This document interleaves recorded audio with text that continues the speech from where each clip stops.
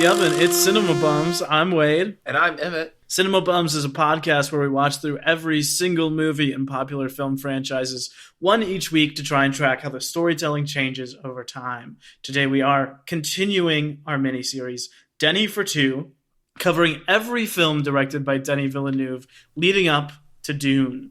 We will fully spoil today's film, but we will not spoil any future entries in the series. Emmett, how are you doing? I'm doing very well. Wade, how are you? I'm doing really good. I think we can officially say on the podcast, Emmett, our personal life developments. Oh, can we? Yeah, it's out in the open now, so we can both talk about it. Okay, well, we can just say that we are going cinema toast coast to coast, baby. I'm headed to Northern California to go to clown school. That's right. If you thought he wasn't already an expert in clown, well, here's some more.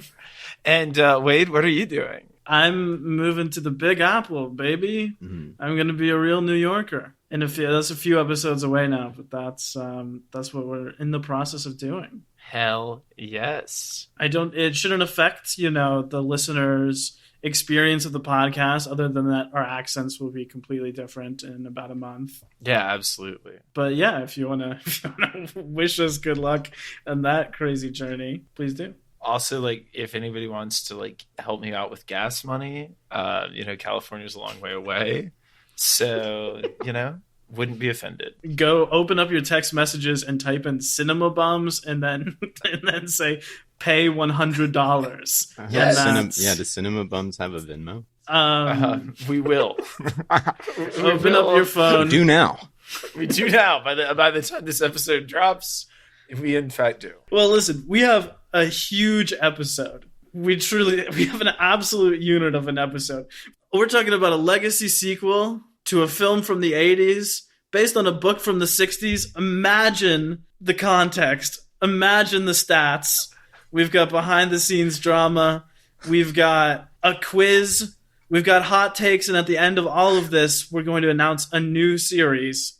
So we are truly packed to the gills today. And we're very excited because here to help us along the way is a very special guest. We've wanted to have him for so long.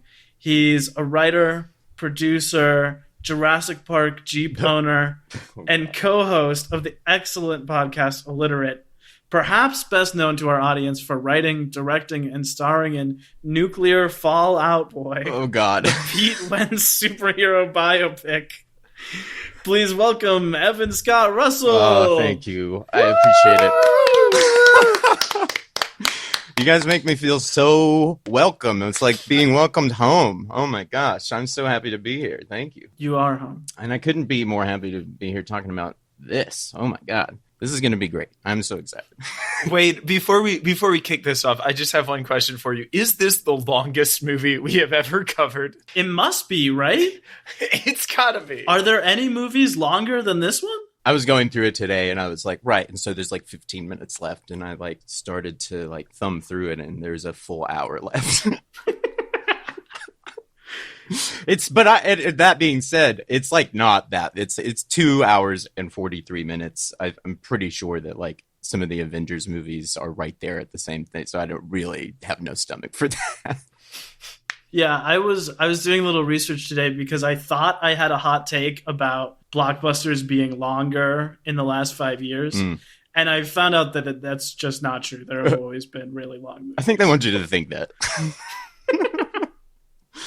But I was like, oh, this is good. And then they were like, Lawrence of Arabia, 3.5 hours. Titanic, 3 hours. No, they're still whittling. They're still getting there. That's what I mean. The perception that this is overwhelming is really overblown. Yeah, when we were watching, I felt like the pacing was pretty tight. Yeah, I watch it and I'm just like, well, I mean, you could cut maybe some air out of it, but it's all due to tension. It's all It's all working in a direction. So I'm just like, what do you cut that's not operating? I every time I watch it, because this is such a again, it's the first thing we're talking about. People haven't seen it. Well, it's long, isn't it? Well, I don't I don't know. If you're clued in and you're really there with the storytelling, I don't think so. I really don't. I mean, if you're going to see Endgame or Infinity War, these things, they're right there. They're right there. We're talking within 15 minutes of the same runtime. No. I read that the first cut Denny delivered was 4 hours, and that the studio was considering breaking it into two-hour movies and releasing them like a year apart. I think that's really overblown as well. I think that's like people trying to write headlines and stuff. When you're doing something like this, these things just end up in the timeline. They can be monsters. And so I think when they finally get everything, the kitchen sink in the timeline laid out without really, you don't want to sit down and watch this cut. And that's what he'll say if you ask him about this, is like, it's not a cut you can watch. It's a cut that's just there. It's like a starting point. So no, I don't think the talks to actually break it into two were like all that serious, because they didn't even get started on it when that was the form of it. Yeah. Today we're talking about Blade Runner 2049, the sequel to the 1982 movie Blade Runner, and based on the novel Do Androids Dream of Electric Sheep by Philip K. Dick. We'll get into the stats in a minute, but I want to ask all of us about our history with this movie and the original movie. And I'll start with you, Evan. When I went to log this film on Letterboxd, I saw that you watched Blade Runner 2049 7 times. I did. In theaters. Is that correct? It's correct. It is correct. I had very little contact with the original film. I think I saw it for the first time at a screening here in Los Angeles at maybe the Vista Theater on film. And I think it was even the bad cut with the voiceover. So it wasn't even, it wasn't the final cut, which I think most people will whittle down to and decide to watch that version. So no, I really had very little contact with the original. And then when the sequel was announced, I went, typical, they would, and really gave it no credibility from the gate at all. It took until the first full trailer, and they were teasing it before that, even at the Oscars and stuff, when that was the year La La Land won. But it took a lot of convincing for me. But when the trailer finally was released, I turned pretty quickly and said, watching the trailer, I started to get my friends excited. Watching that, I was like, there's something here. This might be a really, really interesting story. So it spurred me to actually go restudy the original. I got some friends together and watched that. We finally watched the final cut and all of that, and waited. This was in the maybe a month before 2049 is released. So getting hyped for it. And at the same time, I am working on the effects team for Altered Carbon Season 1. So if you know anything about that, you can guess that my whole team was looking at this project very intently. We were wanting to see what 2049 was going to unfold. Altered Carbon has a ton of very obvious, if you go look at it, has a lot of visual callbacks to Blade Runner, hugely inspired by that. So my whole office was excited, nervous. They knew this was on the horizon, and they were working in a very parallel form with it. So it certainly had some precedent just going in my normal everyday life, and then I turned into a little bit of a study session for me. So yeah, and then seeing the film, I was really blown away. On the offset, I just don't feel like that there had been a film this well designed and configured in nearly 2 decades. Wow, damn, that's awesome! And so you loved it in theaters. Have you revisited it continually since it came out, or? I was so focused on it. I mean, because coming out of film school, and you get disillusioned with things and jaded and in all sorts of ways. And this was a breath of fresh air for me. This was saying, this is filmmaking how you love it. This is filmmaking in a lot of old ways brought to the modern form, using the best techniques, whether that be down to miniatures, or we're using the full-fledged effects, of DNEG, a company that I was working with at the very same time, doing the effects of this, doing the visual, the 3D effects. This was just filmmakers, the right people in the right places, going about the right story in the right way. And that just so is rarely the case, that you have the right people in the right places from top to bottom. And I still, there are things that we could talk about where I still don't think this film was unscathed in that way. Just before we were getting on, I was looking into the score. I think there's a lot of contention about the score. Yeah. I might digress to say it ruined Johan Johansson's life. So this movie is not completely unscathed, like Pony that just escaped the studio process. But it is the closest thing I can point to since probably The Matrix. Wow. Emmett, what's your history of Blade Running? I read the PKD book first before ever having watched Blade Runner, and fell in love with that book and had read that a couple of times. And then I think I saw this first before watching the original. Cool. And then have since gone back and watched the original. Let me just say that neither of these movies has much of anything to do with the book by Philip K. Dick. And that is like a pattern with most adaptations of his work are like, cool idea, and Yeah. that's it. And like, we'll take the idea and maybe a couple character names and we'll run with that, and like plot and like whatever he was saying, we'll just like leave it alone because it's too weird. If you want like any example of like how crazy it is to try to go out and shoot that, is this like that movie almost ruined those filmmakers' life. That's why there's like 6 cuts of this thing. When people Right, say it's yeah. a masterpiece, so it's like there's no agreement as to what version it is. What are you talking Yeah.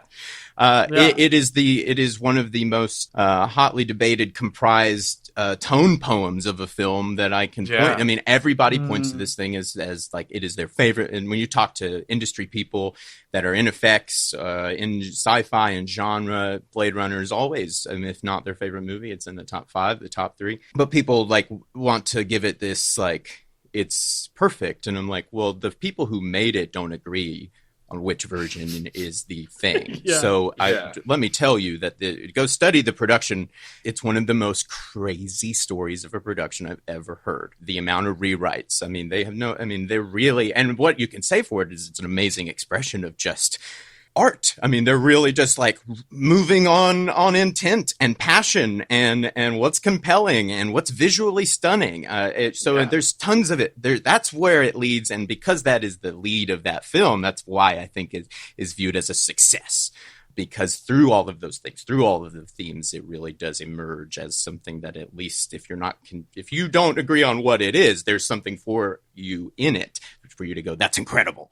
That's how crazy it is to take on one of these things, is that those filmmakers were on a suicide journey to adapt this thing. So that speaks to everything you're saying about just like, you can adapt what he was doing in the book. And so this is like just a bare bones attempt. And then it's amazing at all that it got the right hands on it. And it turned into this really like dream artful experiment. I feel like something that's really interesting about the original too is that if you're watching, so that's what 82, if you watch like sci-fi movies of the late 80s and early 90s, they're grungier, they're dirtier, they're a little bit more like moody and apocalyptic, and I feel like they owe a lot visually to this movie, all the way up to like the prequel Star Wars trilogy. All the stuff in Coruscant looks just undeniable like influence. the city in the original Blade Runner. You can't debate it. It's undeniable. I mean, that's the beauty of it. It was such just an experiment, and I think people were really inspired by that. So I'd only seen this one, 2049. The one time I saw it in theaters, and then this time that we watched it just a couple days ago. When I saw it in theaters, I liked it, but was just kind of like depressed by it. I was like impressed, but also depressed by it. I was just like, this is bleak. And I only had the reference of the book to go off of this being like a sequel to something that was based on this book. So I was like, I don't really get how it ties in. I don't know how this could be a sequel to that book. So like, I was like, what's up with that? And I was just kind of like nonplussed by it at the time. Yeah. Now, going back and watching it again, especially after watching all of Denny's movies and like with an eye to the way that he makes things and like what he's really focused on, watched it again this time and absolutely loved it. Was completely blown away. Hey, it might even just play better at home, to be honest. It's such an intent movie. If you break away your focus from it, you will lose. You'll lose. This is a visual film. There's nonverbals littered throughout every scene. So if you're not giving it that attention, then it can lose itself. I think there's a lot to be said for why it might work in a home theater setting. The only thing I would say that doesn't work better at home is those tiny, tiny fonts at the beginning. Yeah. Could not believe how small the fonts were in this movie. Is this a font for ants? Wade, what was your experience? I've never read the book. I had always heard of Blade Runner, but it was really a blind spot for me as a kid. Yeah, same. Specifically because there were all the versions of it. This was also like before 2007 when the final cut came out. Like as a kid, I'd always heard like Harrison Ford did this other sci-fi thing the same time as Star Wars and Indiana Jones. And it's cool, but there are like 1,000 versions and everyone debates which one you should watch. So I was just like, I won't watch any of it. It becomes this like, cult following kind of thing, like everybody debating on which version they like or what is closer to what ideal of the story. There are like different things happening in the movie depending on which cut of that original movie Wildly. you watch. Yeah, that's what I mean. It's like such an experiment, and I don't think people give it that credit for being like, well, they were trying a lot of different things. There was no consensus. I mean, they still don't know. I guess maybe they made up, but they didn't know who Deckard was, and that ended up being kind of the MacGuffin of it. It's like, well, what is he? And it's such a smart thing to put at the center of this film. I was really excited for this movie when the first trailer for it came out. Yeah. The like logo tease reveal. And again, this is never seeing any of the original Blade Runner. So I saw like the visuals in that trailer and I was like, this is the most gorgeous thing I've ever seen. I can't believe it. So in preparation for this, I watched the original movie. A couple nights before, I watched all of the prequel shorts. Mm-hmm. And I went and saw this in IMAX opening weekend with my family. And I remember very distinctly that we were like the only people in the theater. Oh, God. Heartbreaking. Do we want to talk about that controversy? Yeah, we'll talk about that because not many people saw this, at least in its and again, run. they did at home. That's where their numbers are. That's what's interesting about it is they did at home. It's just, oh my God. But yeah. Well, that's the same thing as the first movie. Like nobody really saw the first movie when it came out. And now it's a classic. But a studio was also being like, let's give a gigantic budget to a sequel 30 years later of a movie that made no money. And this will be a big hit. Ryan Gosling, Harrison Ford. Yeah. Well, okay. This movie should have never opened in the fall. They wanted to open it in the summer. They marketed this like a Marvel film. Huge mistake. This needed to come out late November, December. This needed to go for an Oscar run, and you treat it as such. If you came to it with the gravitas of like, you need to catch up, which is definitely what the film demands in a certain way, I think that there would have been a bit of a different response in the public eye. Also, there was no attempt to make the original more readily available. And I remember like the people talking about that at the time. They couldn't find Blade Runner, at the store or something. And again, this is like 2017, but at the time I was like, that's a lame excuse. But then when I think about it now, I'm like, well, this is just general. They're just not supporting this film in the way that it's as if they have not seen the film. They're looking at it's a sequel. Harrison Ford big franchise, which it's not. Which I don't know why it even has that idea like attributed to it. Why was it marketed as like pure nostalgia for the original film? Because not many people have seen that thing. Right. It's actually probably better for you to come in totally blind for this movie and then be taken with it, and then you go back and watch the original. It's probably a better way to experience it when you think about how this movie is laid out. I just think that they marketed it like a Marvel film, and it fell flat on its face because of it. And you watched the industry convalesce around Denny, and that is why Dune is upon us now. That's why.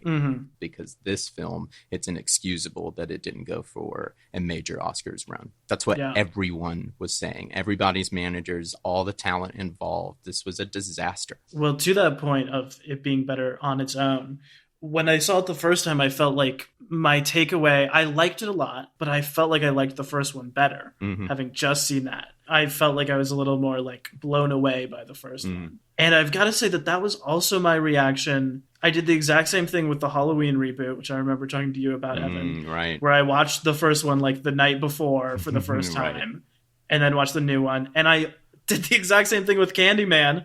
And in all of them, I was like, I like the new one, but I really like the old one. And I've got to say that I'm a little worried that this is going to happen to me with Dune. Right. Don't worry about that. I would say that's probably not going to be a problem with the David Lynch Dune versus the Denny I know Dune. Everyone says that, but it's David Lynch. It's got oh my Sting God, in it. dude. He would say, don't watch it. God, no. Go see the new one. That's why they made it. So anyway, that was what I thought at the time. And then again, with Em and I rewatched it this time, purposefully didn't rewatch the first one, didn't watch the shorts, just like checked back in on this and was really blown away by it. From the page, I mean, it's expertly told. You guys should look at this screenplay. I urge you to go look at the screenplay because it's beautiful, dude. How long is it? 40 pages? No. God, I don't have it. It's actually not all that crazy, but the detail in it, it's almost as good as watching the movie in ways. One of the most beautiful scripts I've ever read on the page. Let's dive into it here. The stats. This is the 9th film directed by Denis Villeneuve. It was written, credited to Hampton Fancher, who Evan noted, who, you guys, yeah, I got it. So Hampton Fancher is actually, you notice in the credits for 2049, he gets credited with Story by alone. This is attributed to a bit of an adaptation in this film. Hampton Fancher is one of the original screenwriters for Blade Runner, the original film. There were a lot of screenwriters, but he's often regarded as one of the central figures in that. I was lucky enough to attend a screening of the final cut Blade Runner the week before 2049 came out with Hampton Fancher in attendance for a Q&A. So that was an incredible insight. But to learn about the inception for this sequel is that while they were making Blade Runner, they went through all sorts of ideas, all sorts of, different scenes and pieces and puzzles of this. And there were a couple that emerged as like, ooh, I'll put that in the drawer for later. And one scene that always stayed with him came about when he was putting together a short story collection around 2013, maybe 2012. And he was talking to the publisher and they were saying, last call, anything else you want to put in this? What, is there anything else we could do with this? And Hampton says, well, I've got this leftover scene from Blade Runner that I've been kicking around in my head for a long time. Are you interested in that? And so they were like, of course, we're interested in that.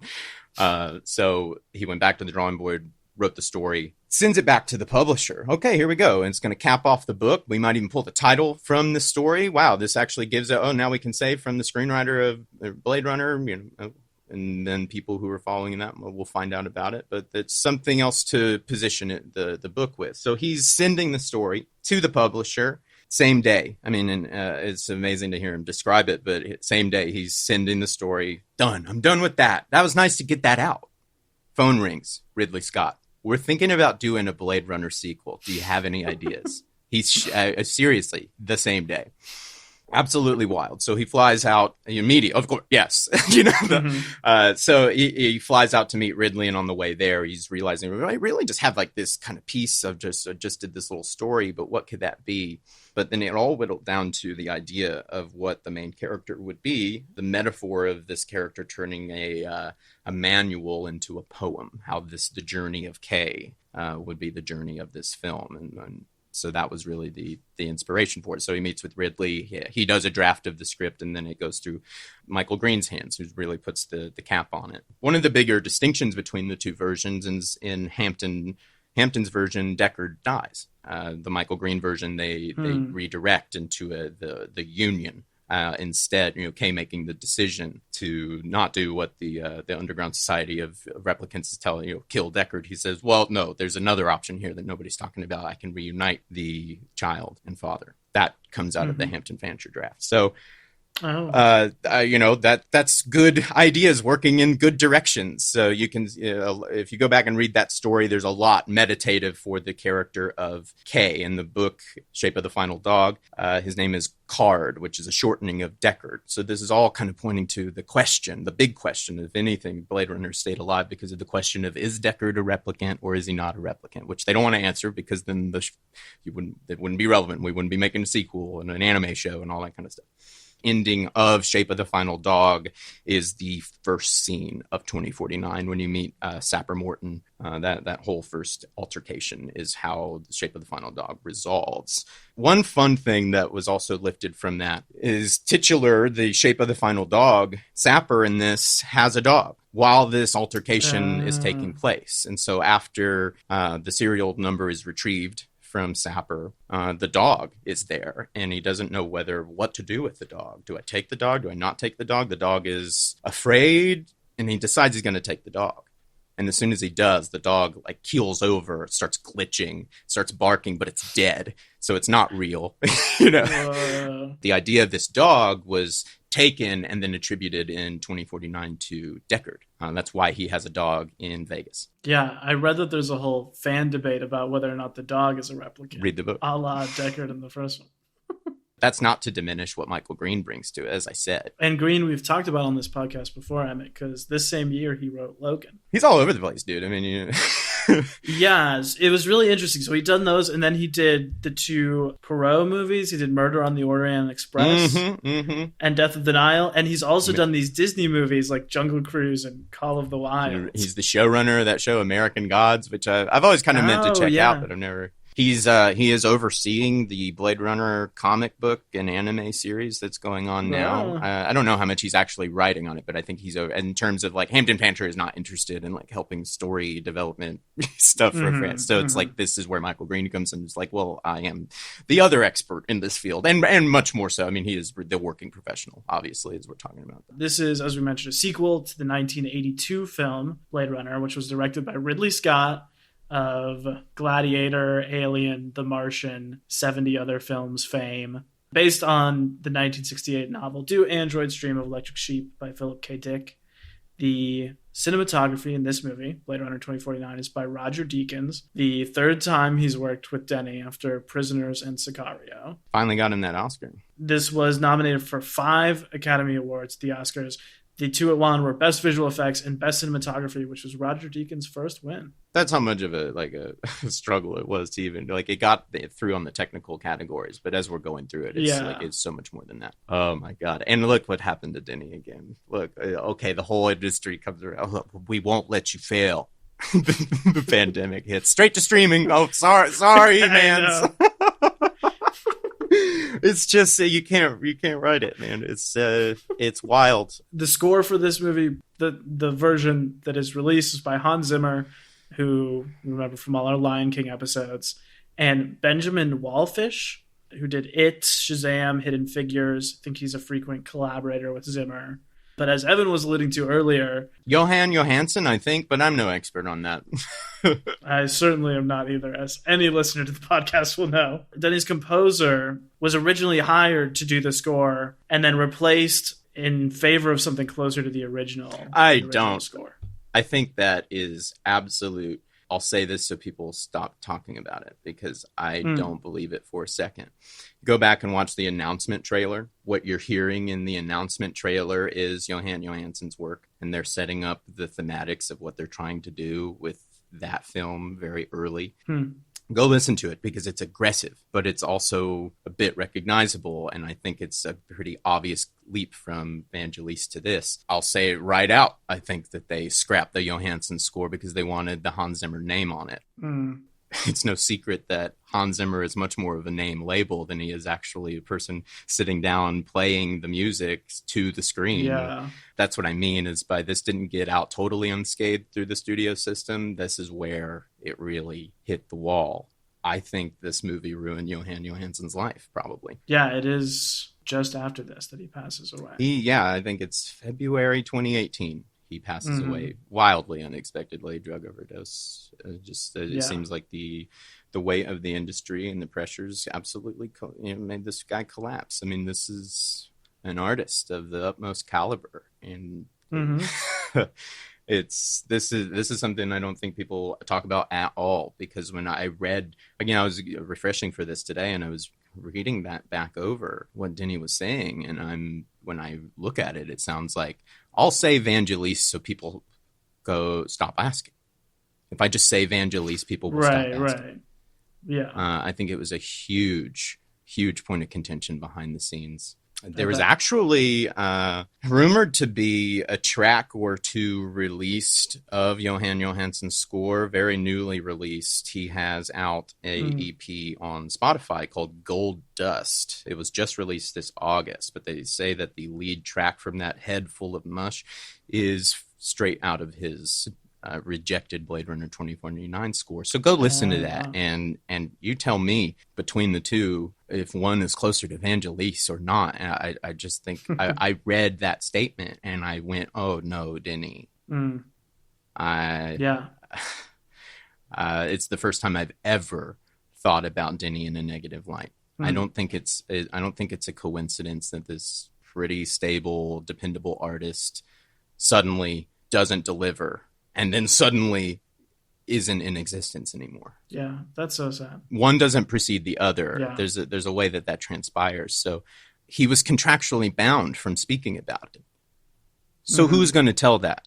Who is ever going to tell that? I don't know. I don't buy. I want to hear more from Denny about that specifically, to be quite honest. More than just like, well, I wanted something more like Vangelis. There are some snippets of what was being worked on out there, and I just don't buy the argument at all. Mm-hmm. I mean, and go look. If you look into this, I mean, trying to find snippets of this score release, there were some, and they're systematically taken down. It's very hard to find right now. I think the studio's involvement is pretty obvious.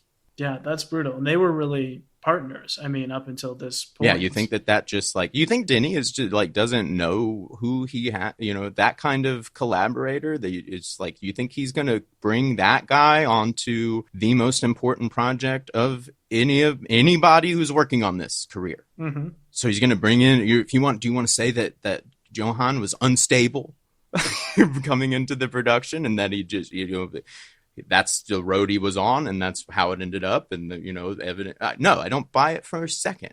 There's nothing wrong with this guy until it gets rejected. For real, yeah. You've got your partner, and you're like, no, actually, I'd like Benjamin Wallfish. That's who I would like to score. Yeah, so I think that this is the dirtiest part of this whole thing, and it's a real shame. I say if the original cut were to be, I don't care about I wish people would shut up about the 4-hour cut. I want to hear the Johansson score. Me too. They would rather you talk about the 4-hour cut. No, that's the scathing criticism I'll give on something that I absolutely love dearly. I'm rewatching it today before we come together, and I'm just like, I can't watch some of these scenes anymore because I've poured over it so intrinsically. The script, the book. I have the art book here with me. It's just one of my favorite things. It's hard to watch some of these scenes to feel like that we just don't make movies like this anymore.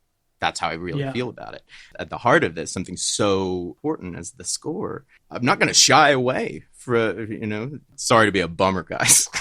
Not at all. Not at all. There's hardly any conversation about this, and it's really sad. And the more I looked into it and the more I were trying to pull on threads and hear more of that original score, the more Denny's statements made no sense. Yeah, I definitely felt that too doing my research. Very out of character. Yeah, it's dirty. So I'm like, I hope maybe in like 10 years, he's just going to be like, well, this is what was happening. And this is the studio, when he is done making, I don't know, he might be done making movies with Warner Brothers or Legendary after Dune and that kind of thing. But when he is free of all of those things, maybe he'll talk about it. And that'll really put my worry at ease. But just to say, Denny is and still is probably one of the most like solid guys in the business. Everybody who comes into contact with him says that he's incredible. I mean, when you look at the films, he's incredible. I haven't seen all his movies, so it's you guys tell me, but I've seen enough to know that the guy just is so intuitive, so compassionate. For him to be caught up in something like this and to find a collaborator, just is not with us anymore. It's just bizarre. To not be talking about it, it's bizarre. I hope that when he's free of those obligations and those restraints that he's able to shed some light, because I think there's a lot to be told. Yeah, and I hope we get to hear it one day. Okay, wrapping up the stats here. Runs 2 hours and 43 minutes. Released October 6th, 2017, almost exactly 4 years ago by Warner Brothers Pictures. Let's talk about the budget box office because there's a lot of interesting things here. The budget is listed as $185 million, which would be 4 times the amount he had before for any film. I mean, you got to think about anyone suddenly having 4 times the resources you've ever had. Right. I think the fact that he delivers on this is pretty incredible. The most before was $37 million on Prisoners and Arrival. And the other thing I want to say about this numbers are that as big as that is, also when you look at like the recent Avengers or Star Wars movies, like those are like 250 to 350 million.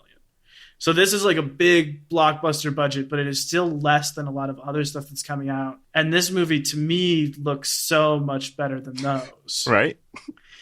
And so on the, I just want to emphasize both yeah. of those, that he did so much more than he ever had before. And on the other hand, I'm like, how did they do this for that much money when no one else can? Oh man, I think what you're highlighting, it's twofold here. Is I'm so depressed that on the official box office returns that it just didn't pull through, because it's almost an indictment on this way of filmmaking by people who have never even paid attention to the movie.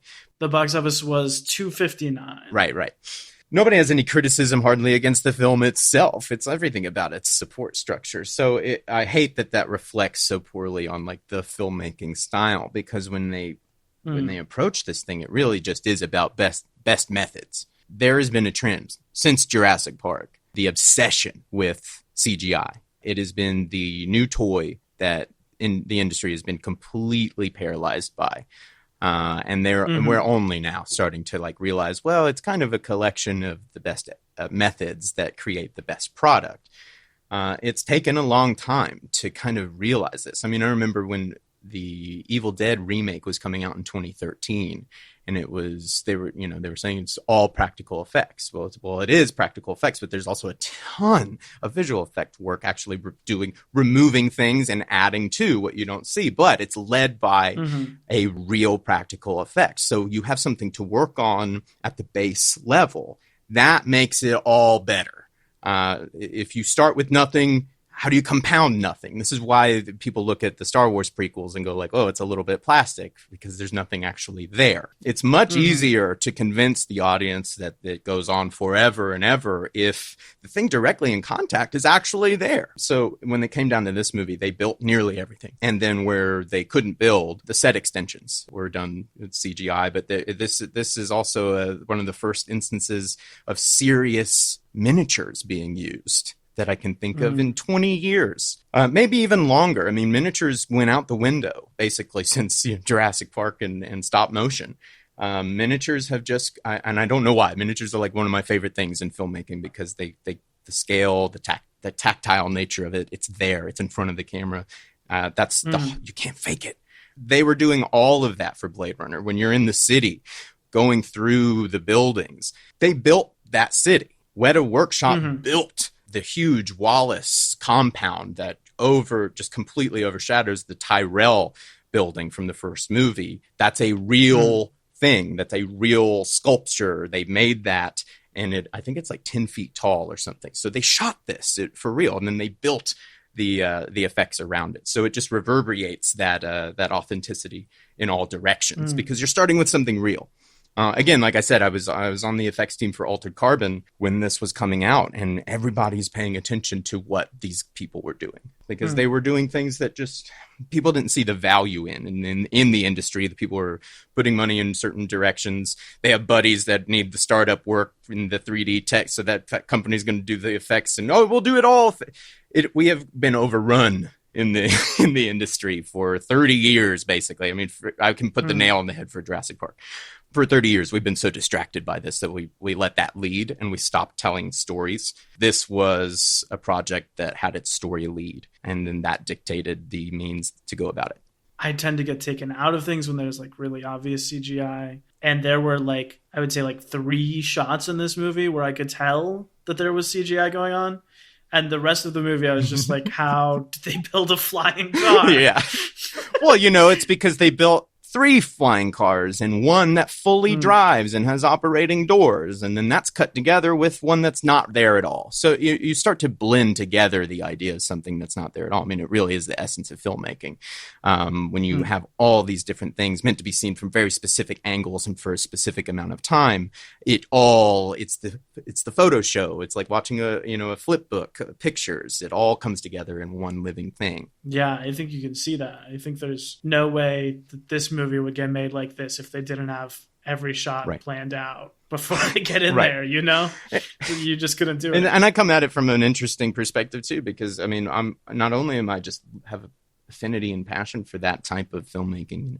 That's what my brother and his wife do. They are, creature effect makeup artists. They love the practical stuff. They're doing the Hellraiser reboot right now in Europe. So it's like this is what we're into. We've always been into these very tactile movies that put things in front of the camera. That's what I grew up on, and the computer just doesn't replace it. You can use it as a part of your toolbook to fill in the holes, and it can be amazing. I mean, there's incredible effects, 3D effects work. I know I've worked on those teams. So 3D effects are amazing when used in the proper places. This is the utmost forefront, example of being like, these are effects used in the right manner in every shot. What were the 3 you didn't like? I was curious. I wouldn't say didn't like, but the 3 that stood out to me, weirdly enough, it was like the projector on top of his apartment moving around.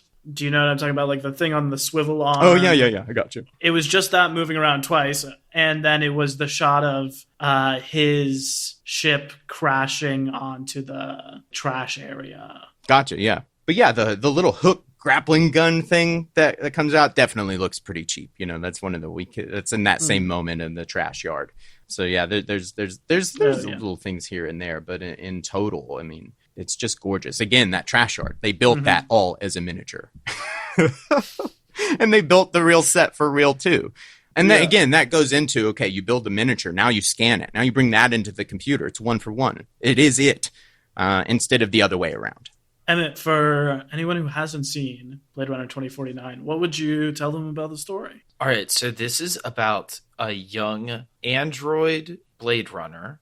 So he is named Kay. This is played by Ryan Gosling. He is a human who was grown in a test tube, basically, to be a very strong, I would say, if you're thinking in terms of D&D, high strength score, low will and wisdom score. Like, thank you. That's what the androids are supposed to be. They're very strong and they're very smart, but they're not they don't have really a will of their own, and they follow human orders. And he is employed in going after older models of androids that are attempting to live in society as humans and retiring them, which means killing them. At the beginning of this film, he goes to kill an android played by Batista. When he does that, they find on that android's property a box with some old bones in it from 30 years before. And as they go to analyze these bones and figure out who it was that might have been killed there, they realized that it was an android woman who had been pregnant and had given birth to a child. Now, androids are not supposed to be able to reproduce. Dun, dun, dun. As the cop lady says, this breaks the Robin world. Wright, baby. Yeah, she's so good. She's She's incredible. so good. Oh my God, I think this is my favorite role of hers, and she's got some amazing ones. They've realized that this android woman has given birth to a child, and now Kay has to track down this android child who would be in its 30s and kill it, bring it in for the cops, one of the other. At the same time, the massive Wallace Corporation, which has taken over the T-Rail Corporation from the previous movie, which were the ones who created the androids, the head of the company gets wind of this and is also trying to track down the android child, because if they could get androids to reproduce, then it would be much cheaper than having to make every android themselves in their labs, basically. Something they weren't able to reproduce in their labs. They weren't able to make this happen. So if this happened naturally, it's a miracle, and they want it. Also, this harkens back to Jurassic Park, because it is a natural evolution in the dinosaurs that allows them to overcome the cloning process, not something that they were able to induce on them. Yeah, absolutely. And Denny loves chaos theory. That's an iteration of chaos theory of the random mutation of a new form into a new form of life. And Denny loves motherhood too. Big part of this. There's also a lot of lines in this movie. Denny loves lines.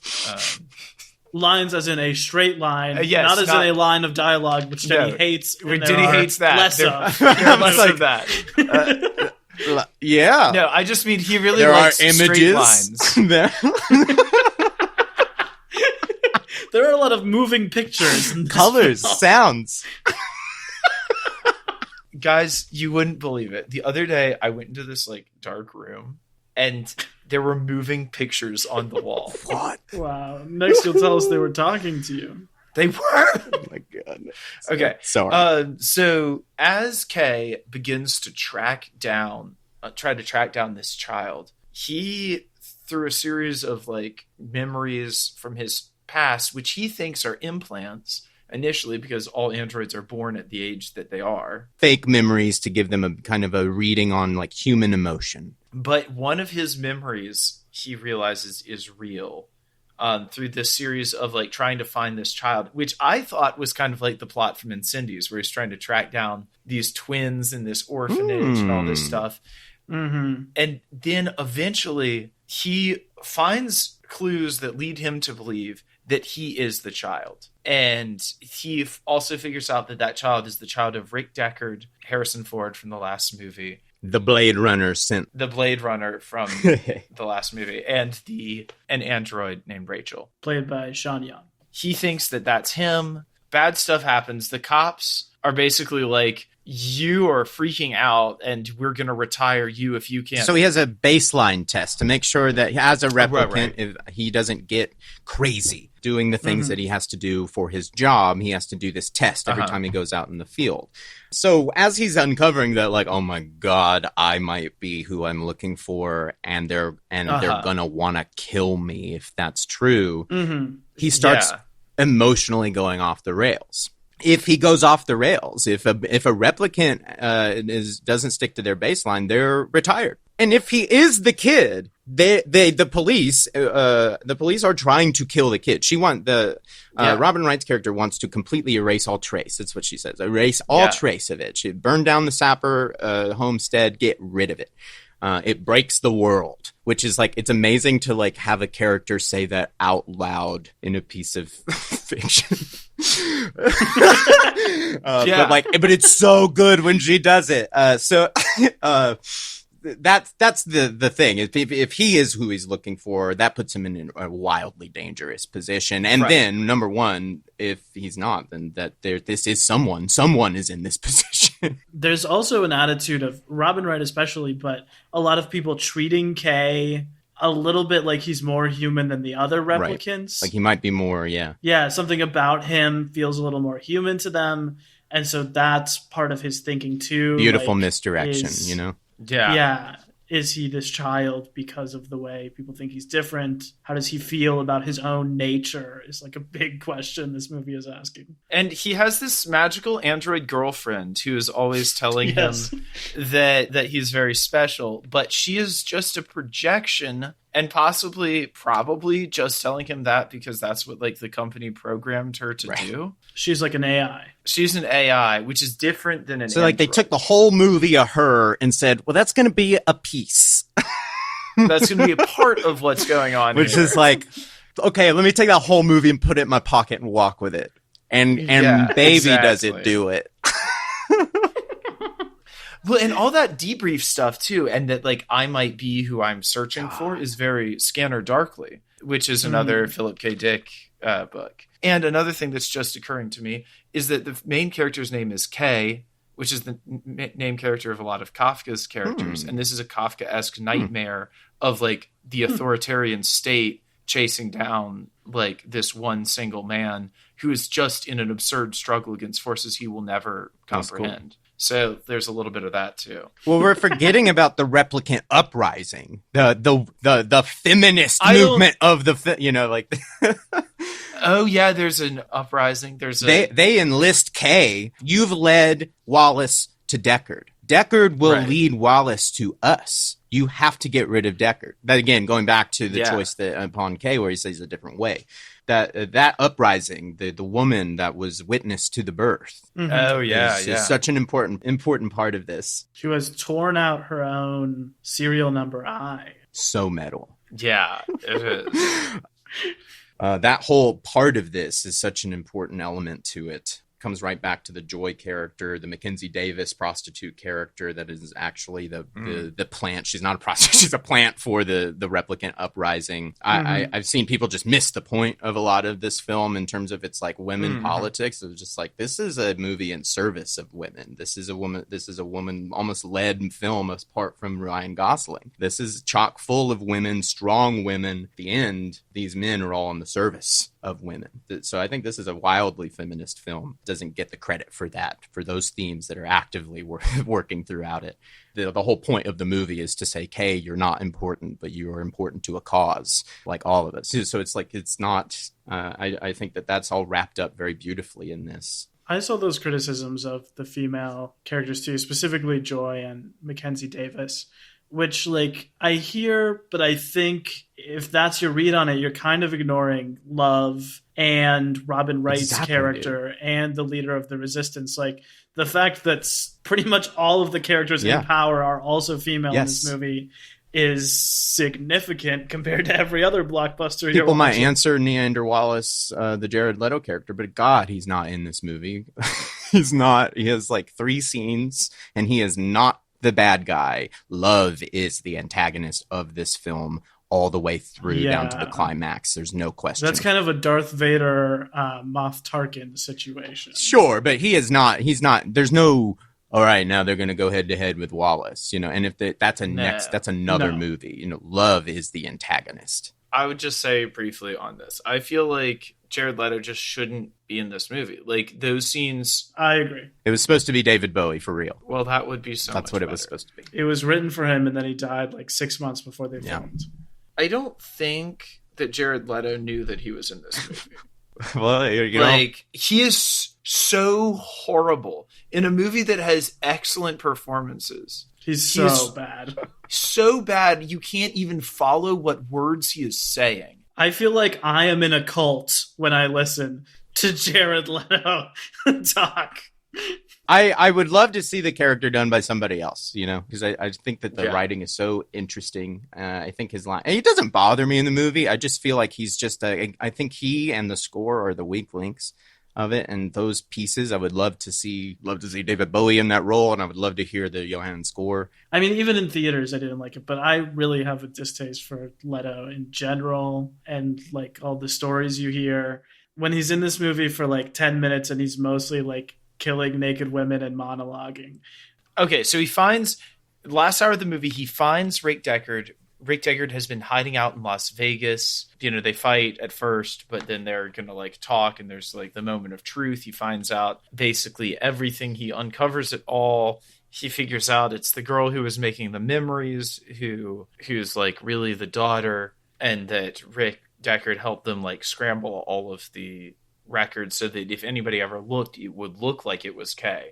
So Kay was just kind of like accidentally happens to be set up as the guy who it would look like was her. He doesn't find out that it's not him until this whole meeting with Deckard is blown up and Deckard is abducted. Yeah. Up through this, he's thinking he's talking about himself all the way up to Deckard getting taken. Mm-hmm. Yeah, because he thinks he's talking maybe to his dad, and like that's the undertone of everything. Absolutely. Yeah. And then at the end of that, Deckard gets taken by the Wallace Corporation people and Love.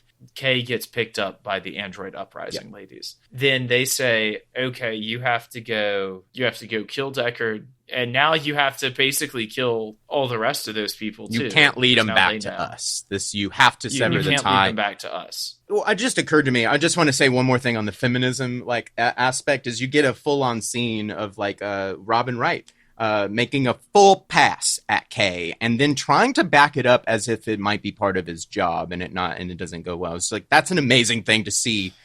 That role reversal, that power play, and to say more about this character and how he is kicked around in this society, and so happenstance in this narrative, the women are in power. Women are in power on all sides of him. The answer to this whole thing is a woman. That scene is so electric. It's amazing. Oh my God. It's so provocative. Just like the subtext between them and their relationship. When she's like, "What happens if I finish this drink?" Look what it's good for, though. And underneath that, narratively, this is all the excuse to set up the memory. Up until this point, you've only got a glimmer of the memory of the horse. Mm-hmm. You get one glimmer of it. You get a flash of a few frames of the horse and the date on the horse when Kay uncovers the date on the tree. It's flashed to you. Mm. Then when Madam comes to meet him and say that the stuff is going down, and it leads into this come on scene. But that's narratively, this is what it's good for, is to set up the dream. Because before this, we'd only got a glimmer. Now you get her because she wants to talk to him. She wants to, tell me a memory. Look how natural that is to get to what we need to set up for the audience, to get to the plot, really. Mm-hmm. To set up this memory. It's a beautiful way to use character, to drop in at the right moment. She's got a whole totally different plan, but that lines up with thematically, narratively, what we need to set up right here. And that's God, I love movies. I love movies like this. That's good. And so at the end here, he chases them down. Love has got Deckard, and then there's two other like hover cars in Love's hover car. Kay comes in on his hover car, and damn, he just blasts them right out of the sky, and they fall right on the shore. Like, this all taking place in LA, and it's right like down on the beach, but the beach is like crept up, so it's this huge seawall, and so it's just like all crashing on the seawall. And this reminded me a lot of Maelstrom, honestly. It like the scene where she's pushing her car in almost. There's just like the splashing, and like that scene stresses me out so much because like I can feel every impact of the waves and like know exactly like what they're going like, I think it's my favorite sequence of the film. It heightens the urgency on everything so much. I went back to the theater to experience this sequence over and over again. This sequence I would compare, and I don't even like the movie all that much, but people talk about the sequence in Zero Dark 30, the assault on the compound, as being one of the most expertly crafted sequences of the last 2 decades as far as just action. I put this climax right there next to it as being one of the most expertly crafted climaxes of a film in the last 2 decades. Winding up on that seawall. By the time Kay gets out of the car, chilling. And we've talked about on this series too, the 8 movies before this, there really is not much action. Denny has not staged much action before this movie, and he comes out swinging with this one. And number one, this is all happening in the dark. Setting up the geometry of this is insane. So it's so smart the way that the sequence is cut together. When you have Kay on approach, cutting back into inside Love's car, getting the crossover over the open top bubble in the dark. In the rain and the waves coming down on it. What's the read on Love kissing Kay very violently and saying, "I'm the best one"? That's mostly set up when he is going to investigate first at Wallace. And you get a little bit of play with them talking. They talk about the recording between Deckard and Rachel. And they start talking about it's exhilarating to be asked personal questions, makes you feel alive. And they start talking about being a little bit more than just an AI, a replicant, and those types of things. So I think it's slipped in there, this competition and attraction between the two of them in these sequences. And I think the more you watch Love, I think that character is so interesting in that I think she's played like a terrifying child. I think that there's a lot of repression going on in that character. The way that she is beholden to Wallace and the way that she then interprets her role and interprets her charge, her mission, is such a competition-laced intricacy. I think that's what's going on with the kiss and I'm the best one. I think there's a competition as replicants. Who is going to please their master the more? Who is following the mission? Who is pleasing their master? If you watch Love, I mean, she loves Wallace. She is there in the service of Wallace. She wants to serve him. She wants to be the best. I think that's what's going on there. There's also something with her having a name. He says, "Oh, he named you. Yes. You must be special." And she doesn't say anything there, but at the end, she says, "I'm the best one." So how does it all wrap up, then? All right, so he manages to defeat Love, pulls Deckard out at the last minute, and they go together like as the morning is dawning in the white snow, which also reminded me a lot of Incendies as well here. Like the darkness, there's a lot of that same thing from Incendies where the foreground is dark, the background is light, and it's like we've got characters who are turned away from the light of truth, but now like here on this last morning that it opens on, like covered in white snow, the white light of truth, Deckard is going to come and face his daughter, and like finally they get to see each other. And Kay lays him down and dies on the steps as this is going on inside, and that's the end of the movie. He's gorgeous. delivered the child to the father to the child. It's absolutely amazing. Yeah. That's what he, it's a manual being turned into a poem. That's what he was good for. He's not the purpose. He's not the chosen one. This is running against the major thematics of huge movies comparable to this. Yeah, I love the twist, and it was so impactful to me the first time. I mean, we all grew up in a similar time when like Harry Potter and the Star Wars prequels were like all about the chosen one. Like this idea that something that really has nothing to do with you has chosen you and has made you special, and that means you are entitled to different things and people should treat you differently because of something that's not related to your actions. And I really feel like that messed me up as a kid. Like I really feel like that changed my attitude about so much stuff, just like all the media that I was inundated with.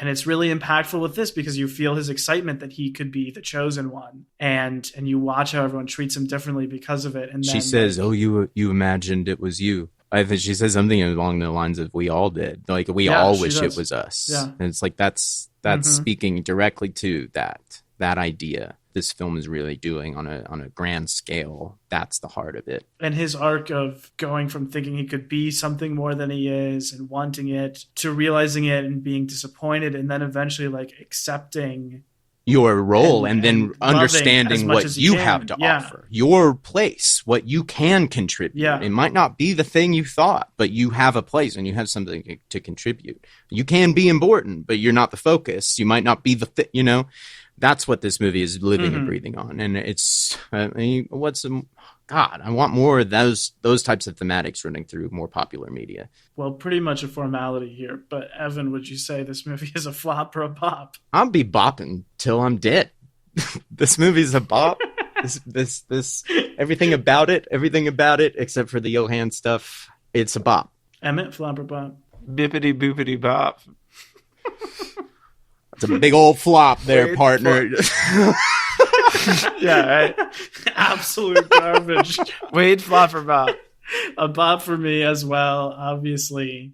I just think on like a big picture scale, what this movie has to do is like a Herculean effort in that it has to be true to the first one and be sort of like the first one, which is like a gorgeous, slow movie about people looking at screens and walking through crowds and nothing happening. It has to do that, but also like tell a real story in like a smart and impactful way with a modern sort of bent that we expect today. And like that it does both of those things. So it's like the only successful one. Like this has been such a trend recently with movies that the legacy it's sequel. like when you come down to like really this is the one that hit the mark. There's hardly another one that comes even close in terms of scale. And even something as good as Halloween 2018, I still, it's not 78. So I don't think we've talked much about the whole replicant question, which was obviously a big thing people were talking about leading up to this, and people always talk about with the first movie. Different cuts suggest different things about whether Harrison Ford's character Deckard is a replicant. Ridley Scott, the director of that movie, is always talking about how he is a replicant. Harrison Ford, the actor, is always talking about how he isn't a replicant. And they're like locked in eternal combat. Which, again, back to my the movie was a complete experiment, and that's how divided they are and what they were making. So the whole moving brunt of the film is if replicants can reproduce, they are legitimate beings. They will have their own place at the table, where in this society, they're subservient slaves. The movie is saying, you're not making slaves, you're making people. What happened with Rachel, whether it was set up or an anomaly, the movie puts that question into, was Deckard led there and supposed to fall in love with Rachel, which is such a tantalizing idea. I mean, that's why I think the writing behind the Neander character is spot on. Were you led to fall in love with this woman precisely? Were you just a part of an equation, or was it all happenstance and Rachel is an anomaly and the joining of you two led to a miracle? It can be either one. Those are the two ideas here. But if Deckard is a replicant, if he's not, doesn't actually matter. The movie is saying it doesn't matter. We know Rachel is. It doesn't matter if Deckard is a human or a replicant. If this happened, we know the child exists. The child is there. The replicant child has been produced. It doesn't matter if it's two replicants that produce the child or a replicant and a human. As a fan of the book, I will say, for me, it's never been ambiguous in the book, or at least it's never been ambiguous by the end of the book.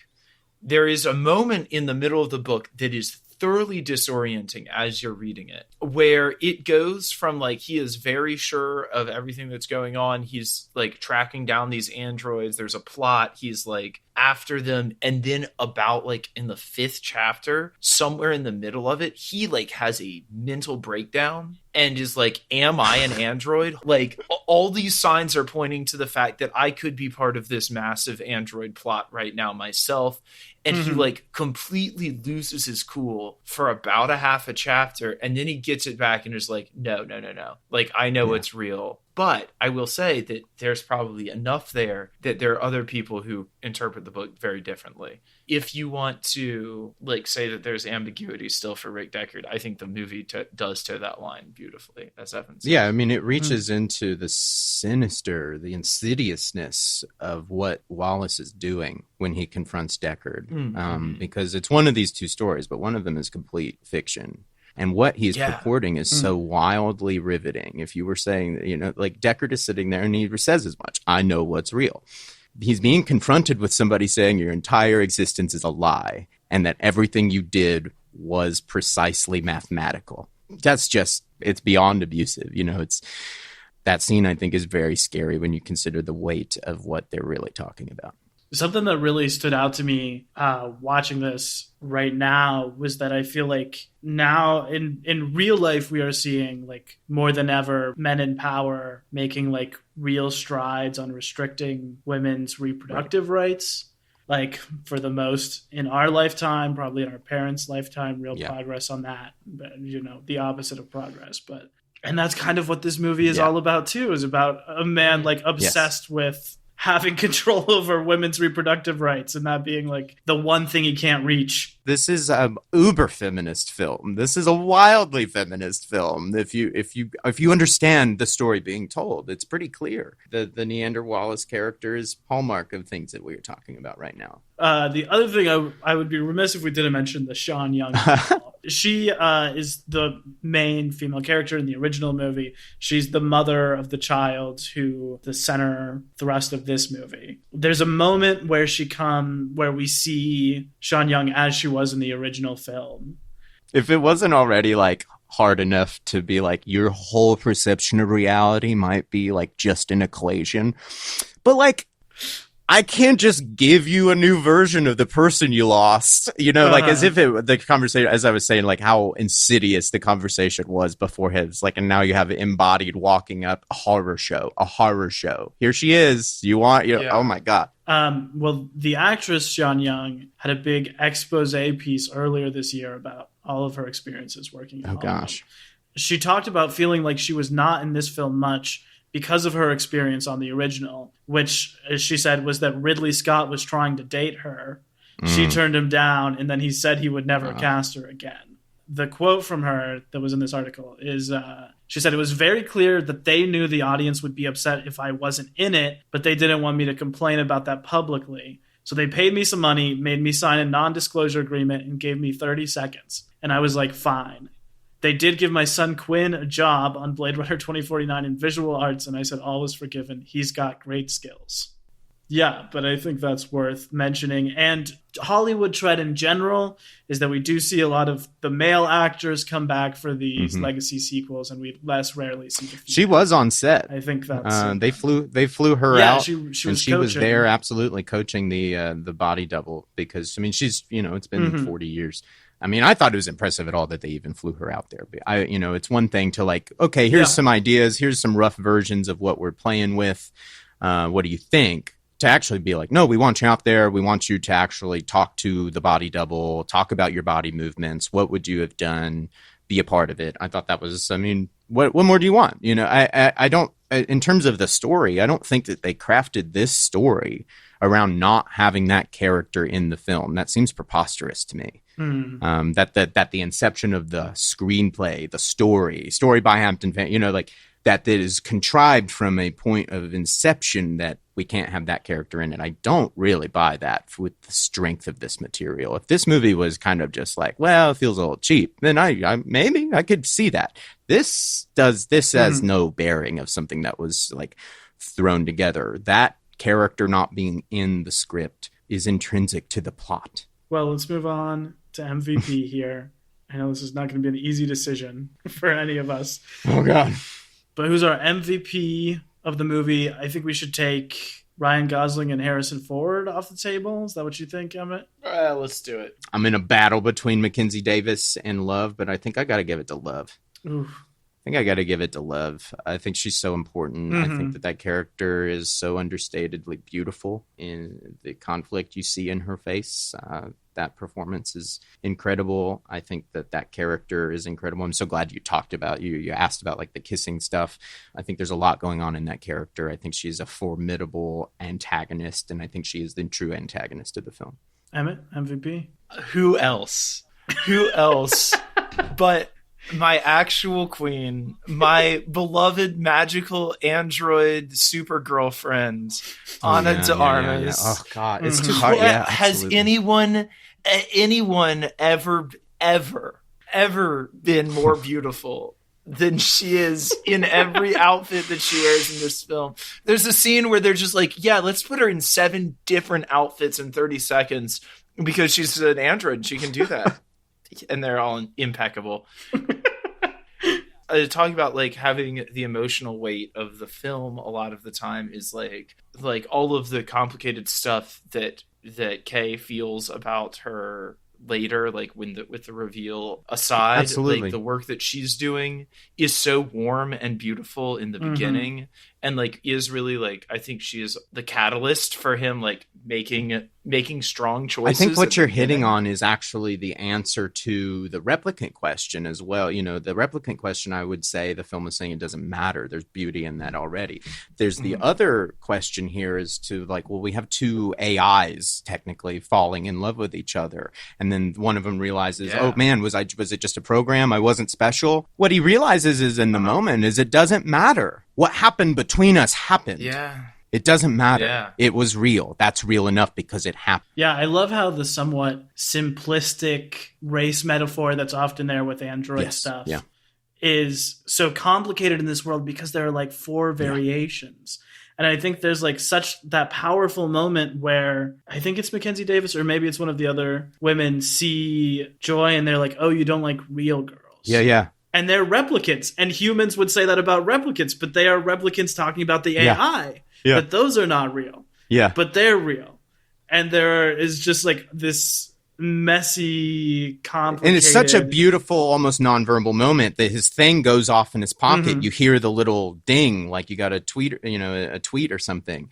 And she knows. She's, oh... You don't like real girls, and that's world building, that's character. Now you're setting up a whole sexuality. I also think the scene where it's like Joy, the sex scene. Yeah, that scene is so deeply upsetting. And is like such classic, almost like the displacement horror of Enemy or something like that is like present. Present in that moment, and it's a very Dickian moment, but it's also a very Villeneuve moment at the same time. My MVP would be tough pick, and since I'm last, I'm going to give a couple shout outs. And I want to say to Lenny James, who plays the head of the orphanage. Yes, that scene between him and Gosling is so good. And Edward James Olmos, who's the other returning actor from the first one, who's just in that one scene in what looks like a retirement home. And I don't know, that scene is very suggestive. His performance is so good in like 40 seconds of this movie. Hey, where do old Blade Runners go? Retirement to a retirement home. But my MVP, it actually probably would have been Love. But since she's taken Robin Wright as Lieutenant Joshi, She's so good. She's heavy in that first section of the movie and really like introducing you to what's going on in this world. And also, her character could so easily be exposition. Her character should so easily be like just function. And like the gravitas and personality that she brings to it, that like she is doing herself, makes it into a character that you want to see so much more of than you do. A character that would have in anybody else's movie been a man. I mean, I think everyone other than Mackenzie Davis and Ana de Armas would have been men in a lot of other movies. So final thoughts, anything we haven't mentioned, or last word to people on Blade Runner 2049? I think it's just a deeply overlooked film, a misunderstood film, I think. So I would beg people to give it a second chance, or give it your first chance, and go into it with an open mind. But I think that this is an important movie. While it might not have been like commercially successful at the time, I don't think its impact is lost on the art form at all. So I would just behoove people to just go check it out one more time, give it a second look. There's a lot more going on than what people might just talk about in the headlines. Emmett, final thoughts? I've got not one, but two That Guy awards this time around. Both for Coco, who is that one weird dude who we've talked about a couple of times on this. I feel like he was in The Dark Knight. David Dastmalchian. Yeah, that guy. I love him. And then the other That Guy award is for the guy in the in the library, in the archives, who is our friend Caliban from I believe X-Men Apocalypse. Oh, interesting. Right. No, he's very good in the archive section, talking about what he's good for. Good for is giving you that context, that world building of the blackout, trying to understand what has happened between the last movie and this one. But this environmental stuff is like, 4 years ago, this was scary. Now that seems like even realer than ever. Like that orange haze, like over LA being landlocked, covered in snow. San Diego is not even a city anymore. It is just a trash heap for LA. It's not taking front seat in this film, but I think it's something that Denny is worried about. Is it related to our capitalist themes? If we let people like Neander Wallace run the world, this is what happens. Yeah. All right, and then my last note that I have here is just in huge letters, bees? A very, very Candyman-esque scene here with the bees. What do you make of it? Or listeners, please send us any thoughts that you might have about the bees, the symbolism therein, and what that might have to do with Candyman or other things at cinemabumspod@gmail.com. Wait, final thoughts? Like I said, I liked this film a lot the first time, and I was expecting it to be good, but I really came away feeling like it is Denny's masterpiece of everything we've seen so far. Yeah. And I think, like you were saying, Emmett, part of that is because, we see Denny revisit similar themes and structures for his movies a lot. Maelstrom to Enemy to Arrival are all kind of like siblings. This, to me, cribs from his best movie so far, which is Incendies. Mm-hmm. Taking that like huge, epic, sprawling journey through memory, rediscovering your family and your past, and mixed with such like amazing, unparalleled effects work that just like elevates. I think both of those things elevate the other, in a really awesome way. And I say people should go watch it. Go watch it on a TV. Watch it where you can. But I would say don't watch this on your phone if you have. Go in a little dark room and watch it. Turn the sound up. Yeah, watch it on the biggest, loudest available. With the little distraction. You can't look away. Yes. Yeah. Well, we have retired Blade Runner 2049. But it's not over yet. We've got a little quiz before we're done. This is Bums the Word, our quiz game. I have selected movies that I will give you hints about, and whoever correctly guesses the title of the movie first gets a point. Whoever has the most points at the end wins. 6 movies, and there is a link between all 6 of these movies. So whoever correctly guesses that will get an additional point. This is fun. Film number 1 is from 2013. It is a comedy based on real-life events, I think actually adapted from a memoir. It is by one of the best and most popular living directors. Wolf of Wall Street? That's correct. That is 1 point for Evan. Wolf of Wall Street. Film number 2 is from 2019. It is a sequel to a film from 2017. And they're also both based on a novel. This is a horror film. This is a sequel horror film?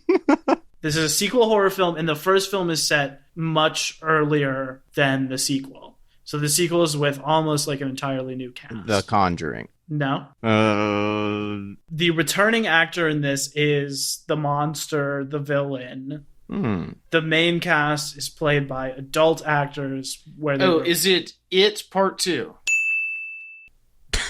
That's correct. It's It Chapter 2. Film number 3 is a 2015 drama, a 2015 Western, directed by a big stylistic director, got a big ensemble cast. The Master. This is a Western, but it's a part of the rare group of Westerns that take place in the winter. Hateful Eight. It is the Hateful Eight. Is winter westerns a genre? Winter Westerns for 300. Film number 4, and this is a bums the word first. This is a movie that has not yet been released. But as this episode comes out, it will be coming out this Friday. And this was a movie that was supposed to come out several years ago. We have all seen advertisements for it. This is the latest in a long-running franchise. No Time to Die. No Time to Die. I said it first. I heard them at the same time, so I'm going to give a point to both. Fair. It is indeed No Time to Die. 2 more on the board here. Anyone have a guess at the link between these movies? Is it movies based on books? No. Not a bad guess, but no, that is not the link. Is it good movies, right? Good movies. Yes, these Ding, movies ding, are all you got good. it. You are both correct and will not be getting a point for that. That is true. That's totally true. Film number 5 from 2019. It is a superhero film. Another big ensemble cast. In game. Yes, I got it. Yes, Damn it. Avengers Yeah, Endgame. baby. All right, is the thing that connects all these movies that they're all over 2.5 hours long? Yeah. Yes, you got it. Boom. Beautiful. They're all long movies. Big studio movies, longer than 2.5 hours. See, most people wouldn't even think about these movies being like, oh my God, what a slog. But that's like the first thing I hear about 2049 from people who have never seen it, who have seen all those movies. Well, Emmett, you've cinched it with the link. Going into the final film, the score is Evan 4, Emmett 3. You have a chance to tie this thing up. Let's see if we can do it. Our final film, film number 6, is also from 2019. It is a crime movie. Is it The Irishman? It is The Irishman. Crime movie. Equally tied, equal honors to both. Congratulations. Congratulations Nice. to you both on a job well done. Nice. Okay, I guess the last order of business here, Emmett. We've got to say, originally we timed this out so we would be watching Dune as it came out and talking about it next week. Yeah. Then Warner Brothers pushed it back a couple weeks. Yeah. So we're not going to do anything that clean. I wish we were watching Dune next week. Yeah. Thanks, Warner Brothers. We have been completely and 100% inconvenienced by this, and we are the only people who have been inconvenienced by this Warner Brothers. So I just want to take this time to get it off our chest that we are really personally upset and hurt by this. What's the problem? It's like, hasn't the movie been done forever? What happened? They changed it like a week? Yeah, it was all HBO Max shenanigans. It was because they wanted to get the Sopranos movie out early. Oh my God. I think Dune is out in other countries now because they don't have HBO Max. And in America, we're waiting 2 extra weeks. Wow. Okay. What I can say is that we're going to start our next series next Tuesday in a week. We're diving straight into our next series. You'll get 2 episodes of that, and then we'll finish Dune. We'll finish Denny, rank all of them, and then continue with this series. Emmett, you want to do the honors? What are we watching next? Next up, in honor of spooky season, we are doing the excellent comedy horror franchise of Scream. Ooh. You said comedy. It's a satire. It's not a comedy. But yes, that will be a blast. I'm so excited. I've only seen the first one. There are 4. We're going to be covering 4. And then when the 5th one comes out next year, we'll talk about that as well. First one with no Wes Craven. I know. Yeah, so really excited. I watched the first one for the first time last year and was really like blown away with it. And it stuck with me in a big way. Yeah. Like I really have thought about it since then a lot. That's probably my favorite opening scene of all time. It's So good. crazy. Evan, I know you're a big fan of it too. What would you say to anyone who's about to watch Scream for the first time? Be prepared to, go back to the 90s for a second, but talk about the state of horror at the time and coming out of the 80s. Jason Kruger parade that the 80s was. The genre had really fiddled out. Scream is talking about all of that and at the same time trying to reinvigorate that very same genre, much like where you could say on the satire or comedy level that like Cabin in the Woods would be doing, but I don't think Cabin in the Woods was earnestly trying to get anything going for the genre, whereas Scream I think was a love letter to the things that worked, the things that meant something to people, and the reasons why that genre had gas in the tank through the 80s. Anybody going into it for the first time, it's really just trying to give a kick in the pants to the genre who had really lost its way. Can't wait. I wish I could be there watching them with you, Evan, as you jump and scream and yell and shake the whole we should house do anytime we should do a anything whole happens. recording. We all watch them together and just react. A commentary that would just be Emmett screaming. It would just be me screaming. Oh man, Emmett is such a visceral horror movie watcher that it is like much more frightening to hear Emmett's reaction than whatever happens on screen. Yeah, I'm always 150% invested in whatever is going on in a horror film, even if it's bad. Even when they're like objectively dumb and I'm like, my brain is telling me, don't be afraid of this. My body is like, I've only seen The Babadook once, and that's with you, Emmett, and I remember that so clearly, and I have no doubt in my mind that the fact that I was watching it with you infinitely enhanced the experience. I mean, when the thing would just be there in the corner of a frame, Emmett would jump off the couch and stand in the corner on top of the couch, as far in the corner, as high in the room as he could get. And it's like the movie wasn't even making it. The movie was like, you're never going to see this, is like what was happening on screen. And he just finds it and elates out of his seat. I just love horror. What can I say? Well, all of that to say is we're very excited to watch Scream. Very excited for that. The original pitch for Ryan Murphy's Screen Queens was just me and him in a room watching Scream together and filming the reaction. Oh my God. Evan, thank you so much for being Yeah, here. thank you guys. I really appreciate it. Anybody who wants to find me, Instagram, the Evan Scott Russell, all my links to if you want to watch my movies or you want to go on see my podcast Illiterate, where we do a kind of a breakdown of what's coming out and why is it coming out and where did it come from. Illiterate. So you can find all my stuff on Instagram, the Evan Scott Russell. Yeah, people should listen to Illiterate, especially if you like this show. Yeah, if you like me talking about like Blade Runner, like we tried to give what's coming out each week a good look so that we can talk about it in that form, where it came from, why is it in this form, why now. I just happen to love Blade Runner, so it was very easy for me to go and refresh this stuff. But we try to give each week, we try to just unpeel that onion a little bit to give some context to things that are coming out that seemingly are like, oh, this is all totally original, all new. It's like, well, actually, it's based on an article from 1849, and this is the person that did it, and this was their whole life, and what that piece was about, and why it changed hands and got licensed, and why we're still dealing with it today. So if you like any of that stuff, Illiterate. Yeah, I love Illiterate. Everyone go listen to it. Thank you, guys. We'll be back in 3 weeks talking about Dune, in 42 weeks talking about Jordan Peele's Nope, and next week talking about Scream. Until then, Emmett, what would you say?